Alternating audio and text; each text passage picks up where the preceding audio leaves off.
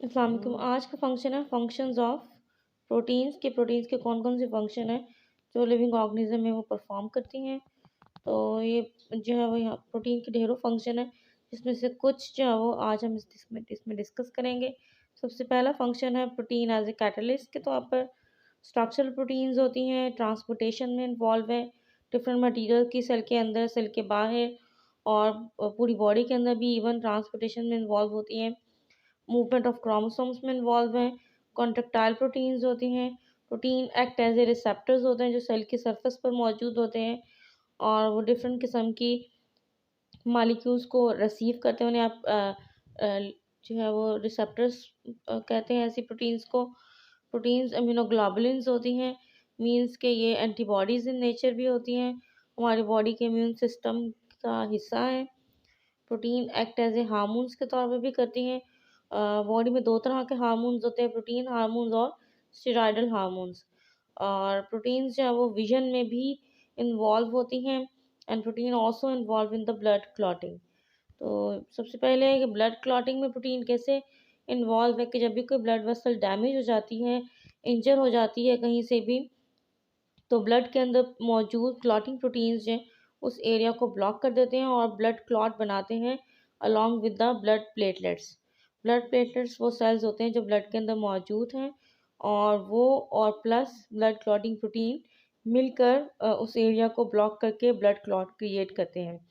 और इसमें one of the most important protein is the fibrinogen, जो एक्टिव हो जाती है और कन्वर्ट हो जाती है इनटू फाइब्रिन में। और थ्रोम्बिन जो है इज़ ऑल्सो वेरी इंपॉर्टेंट। ये हमेशा इनएक्टिव फॉर्म प्रोथ्रोम्बिन में होती है फॉर्म में। प्रोथ्रोम्बिन थ्रोम्बिन में कन्वर्ट होता है, देन थ्रोम्बिन जो है वो फाइब्रिनोजिन को फाइब्रिन में कन्वर्ट करती है। ये डायग्राम इंडिकेट कर रही है कि जैसे ये ब्लड वेसल यहाँ से बस्ट हो गई है, इंजर्ड हो गई है या ब्रोकन हो गई है, और ये जो है वो रेड ब्लड सेल्स हैं और ये ब्लड प्लेटलेट्स हैं। जैसे ही वेसल यहाँ से डैमेज होती है, प्लेटलेट्स है वो फ़ौरन उस एरिया की तरफ जाते हैं और along with the fibrinogen convert हो जाती है इनटू फाइब्रिन में। तो फाइब्रिन के थ्रेड्स प्लस प्लेटलेट्स मिल के ये क्लॉट क्रिएट करते हैं ताकि ब्लड लॉस यहाँ से ना हो सके।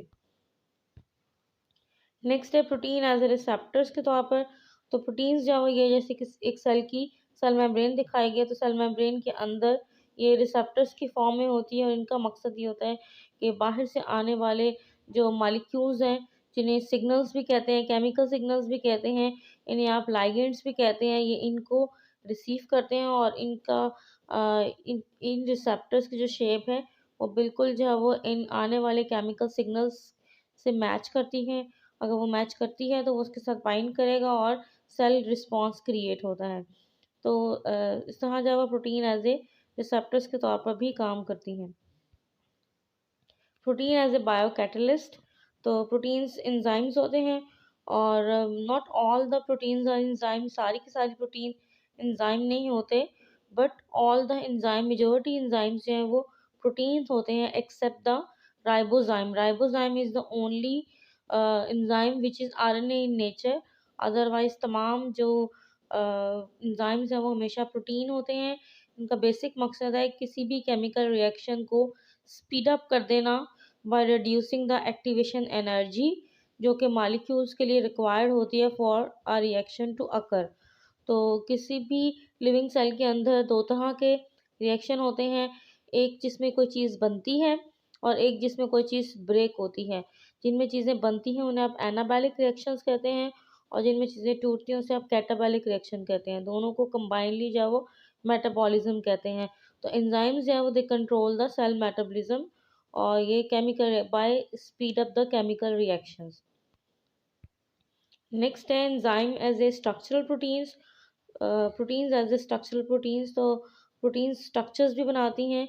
तो सेल मेम्ब्रेन का इंपॉर्टेंट हिस्सा है प्रोटीन और उसका इंटीग्रल पार्ट है। इंटीग्रल पार्ट का मतलब है उसका इंटरनल हिस्सा है। इसके अलावा और बहुत सारी ऐसी प्रोटीन हैं जो बॉडी के डिफरेंट स्ट्रक्चर बनाती हैं, जिसमें इंपॉर्टेंट कैराटिन है, कोलेजिन है, सिल्क है। जिसमें केराटिन जो है ये बालों को बनाती है, फेदर्स को बनाती है, नेल्स को, क्लॉस को, एनिमल के हूफ, एनिमल के हॉर्न्स और स्किन में भी मौजूद होती है हमारे। कोलेजिन जो है इज ऑल्सो अनदर प्रोटीन जो कि आपको ब्लड, बोन और कार्टिलेज के अंदर मिलती है। और सिल्क जो है वो ये भी एक प्रोटीन है जो कि सिल्क वर्म प्रोड्यूस करता है। रेशम का कीड़ा, सिल्क मॉथ जिसे कहते हैं, और उससे सिल्क के कपड़े बनते हैं। इसके अलावा सिल्क जो है वो स्पाइडर्स भी प्रोड्यूस करती हैं और जिससे स्पाइडर का वेब क्रिएट होता है। इसके अलावा other proteins are that also form the different type of structure. उसमें टेंडन्स और लिगामेंट्स होते हैं। टेंडन कहते हैं बोन टू बोन कनेक्शन को, लिगामेंट कहते हैं बोन का मसल के साथ connection. There also protein in nature. और protein also make the wall of the blood vessels. तो ब्लड वेसल्स तीन तरह के, आर्टरीज, कैपिलरीज और वेन्स, वो भी प्रोटीन की ही बनी होती हैं। इवन एनिमल की बॉडी के अंदर almost all the organs they are made up of protein. पूरा का पूरा डाइजेस्टिव ट्रैक भी प्रोटीन का बना होता है। नेक्स्ट है protein involve in the transportation. Protein involve in the movement of molecules into and out of the cell. Cell level पे भी करती है और पूरे के पूरी बॉडी के अंदर भी ट्रांसपोर्टेशन में इन्वॉल्व होती है, जिसमें दो प्रोटीन का यहाँ पे जिक्र है। वन इज़ कॉल्ड हीमोग्लोबिन, जो कि प्रेजेंट होती है in the red blood cells के अंदर। ये आयरन कंटेनिंग प्रोटीन है। इसका मकसद है पूरी बॉडी में ऑक्सीजन और कार्बन डाइऑक्साइड को ट्रांसपोर्ट करना। और ये डेफिनेटली ये ब्लड के अंदर मौजूद है। नेक्स्ट है ferritin. This is the iron containing protein. The basic function of the ferritin is to transport the iron. तो ये बॉडी के अंदर आयरन को जो है वो ट्रांसपोर्ट करती है।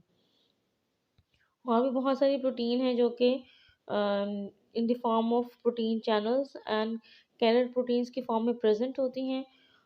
जो प्रोटीन्स एज ए चैनल के तौर पर एक्ट करती हैं, उनके सेंटर में एक गेट होता है, जैसे मालिक्यूल्स जो वो सेल के बाहर से सेल के अंदर की तरफ या सेल के अंदर से बाहर की तरफ जो है वो मूव करते हैं according to the concentration of the molecules.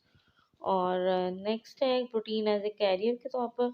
तो जो कैरियर प्रोटीन्स हैं ये अपनी शेप को चेंज करती हैं। ये एक साइड से मालिक्यूल्स को रिसीव करती हैं और उसके दूसरी साइड पे, सेल के दूसरी साइड पे उसको रिलीज कर देती हैं।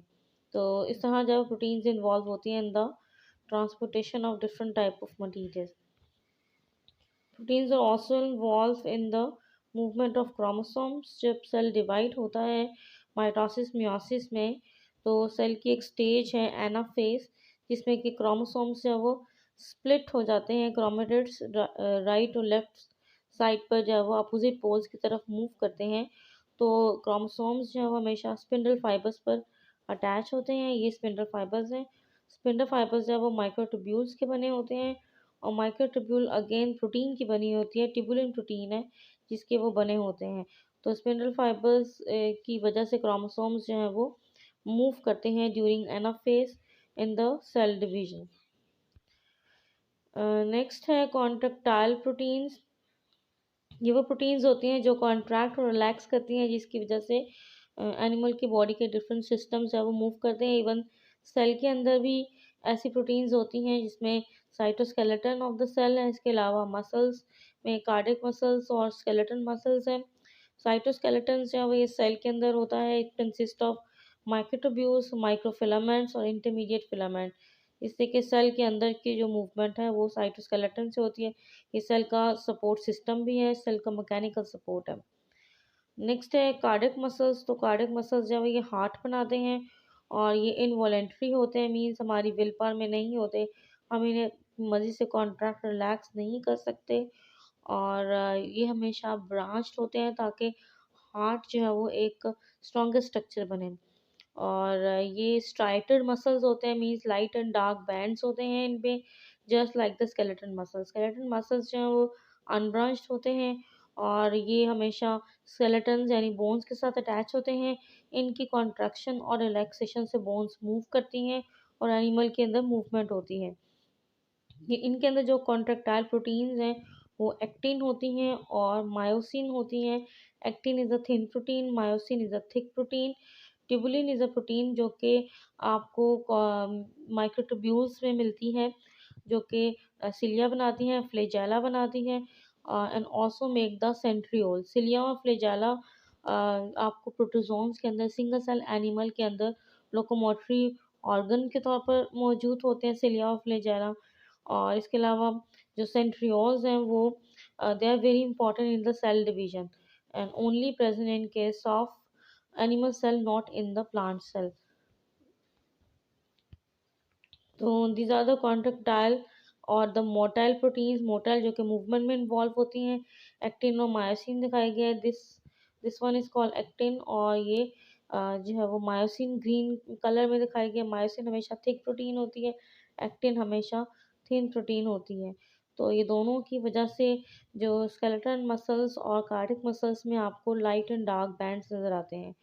ट्यूबुलिन एंड अदर प्रोटीन है जो माइक्रोट्यूब्यूल्स बनाती हैं, वो सिलिया बनाते हैं, फ्लैजेला बनाते हैं। इसके अलावा माइटोटिक स्पिंडल फाइबर्स बनाते हैं, जैसे ये स्पिंडल फाइबर इस पे क्रोमोसोम अटैच होते हैं और ये ट्यूबुलिन का स्ट्रक्चर दिखाया गया है, इसमें एक ही यूनिट बार बार रिपीट हो रहा है। नेक्स्ट है इम्यूनोग्लोबुलिन्स। तो प्रोटीन्स जो है वो एज ए डिफेंस सिस्टम में इम्यूनोग्लोबुलिन गामा ग्लोबुलिन्स होती हैं और ये हमेशा किसी भी एंटीजन के अगेंस्ट बॉडी में प्रोड्यूस होती हैं।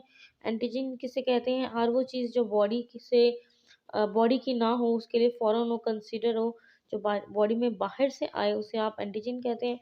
उसके अगेंस्ट बॉडी जो भी चीज़ बनाती है दैट इज़ कॉल्ड एंटीबॉडीज़। तो अमीनोग्लोबुलिन्स एक्चुअली एंटीबॉडीज़ होती हैं।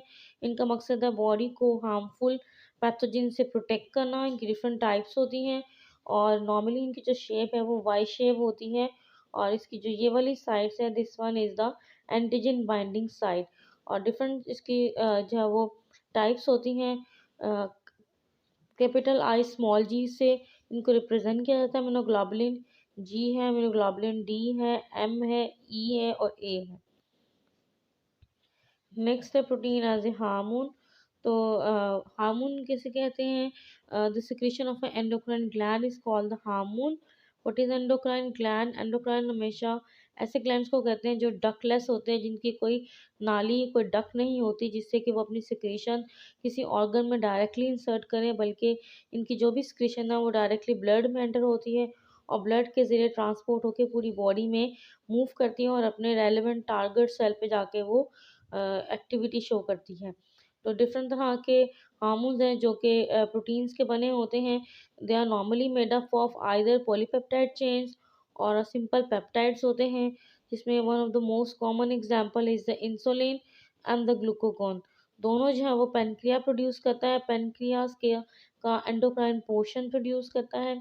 पेनक्रिया एक ऐसा ग्लैंड है जिसके दो पोर्शन होते हैं, एंडोक्राइन भी और एक्सोक्राइन भी। इसका जो एंडोक्राइन पोर्शन है वो इन दोनों हार्मोन को प्रोड्यूस करता है। इन दोनों का मकसद है बॉडी के अंदर ब्लड के अंदर जो ग्लूकोज का लेवल है उसको मेंटेन करना। नेक्स्ट है rhodopsin. Rhodopsin is again a protein जो कि rod cell specific visual pigment protein होती है। ये आपको वर्टिब्रेट्स की आंखों के अंदर जो आखिर में रेटिना होता है जिस पे जब लाइट फॉल करती है तो इमेज क्रिएट होती है और उन्हें दिखाई देता है। तो रेटिना पे फोटो सेंसिटिव सेल्स होते हैं जो कि rod cells and cone cells होते हैं और रेटिना में रोडोप्सिन प्रोटीन मौजूद होती है। ये हेल्प करती है एक्रोमैटिक विजन्स में। एक्रोमैटिक का मतलब है कि without colour visions means black and white यानी ग्रे कलर की विजन। और जब भी लाइट डिम हो, स्पेशली जब डिम कंडीशन हो लाइट की, तो ये ब्लैक एंड वाइट विजन दिखाती है।